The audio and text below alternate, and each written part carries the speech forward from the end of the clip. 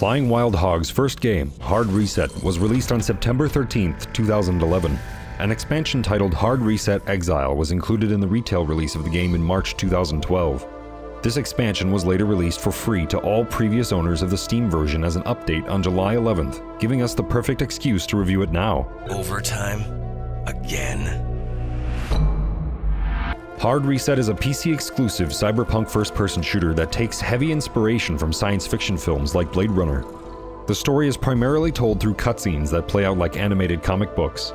The protagonist, James Fletcher, is a soldier of the paramilitary organization referred to simply as the Corporation.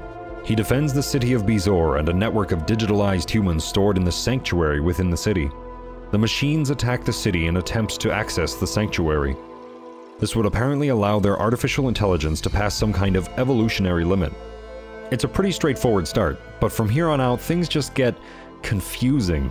It will devastate the quantum entanglements, thus scrapping the matrix. These are quantum matrices, stimulation and growth environments.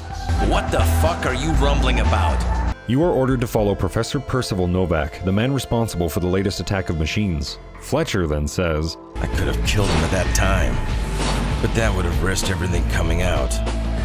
He would have turned me into a guinea pig. Wait, what? How could he make you a guinea pig if he's dead? And how could killing him make everything come out? And what is everything? In the next cutscene, you are captured by Novak, and despite having supposed to have known him in the past, it's treated like their first meeting. He tells you that the attack was necessary in order to save the city, and Fletcher can help. Only 6 people survived a bug in the sanctuary's system. The illness that the bug caused was later called Novak's madness. How would you know that I was the head of the research division. It was me who concealed your condition from the corporation.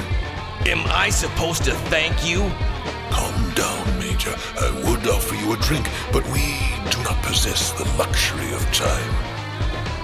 I'm fully aware that drinking makes you deaf to all the assimilated personalities in your mind. Okay, so now we know what the everything is, but the reason it's confusing is because one minute he knows Novak covered up his illness, and the next minute he doesn't know it. One minute they're supposed to know each other, and the next minute they don't.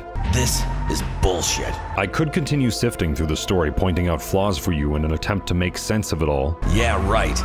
I'd rather just blow my brains out right now. But it would be best to move on to the gameplay, which is where Hard Reset shines. One of the features of the game is the ability to use environmental hazards within each level for self-defense and crowd control.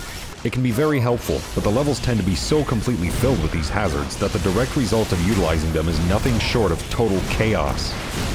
Time to blow shit up. The battles are often very intense and overwhelming. Getting backed into a corner is one of the worst things you can do, especially when the walls are covered in things that explode. Suicide bombing enemies are particularly hazardous to your health.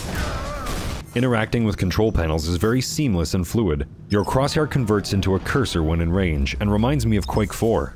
This seamless interaction is also used in upgrade terminals where you can purchase new weapons, abilities, and secondary firing modes.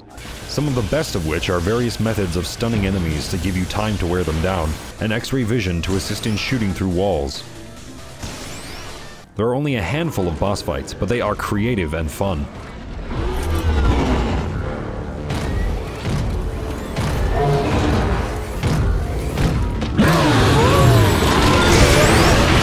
The game is stuffed with secret areas that are housing precious supplies, and finding them can be critical for beating the game on harder difficulties. Speaking of which, the game has 5 of them: easy, normal, hard, insane, and heroic mode, and I found normal difficulty to be a surprising challenge.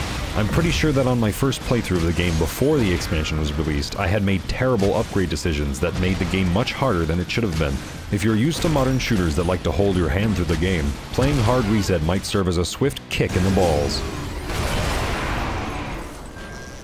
The expansion gives proper length to the story where it previously just ended abruptly, but overall it just adds more confusion. It ends in a very open fashion to make room for a sequel, but I feel this is a good thing. I want a sequel for 2 reasons.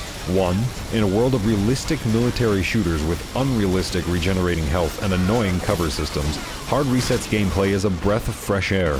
2, a sequel can provide them the opportunity to explain or retcon the existing story so that they can fully bring this world to life. There is potential here. If you haven't played Hard Reset yet, I would recommend it for the gameplay, but the story can be ignored for now. It's just too much of a mess at this point. Alas, our acquaintance had to start from something, Major.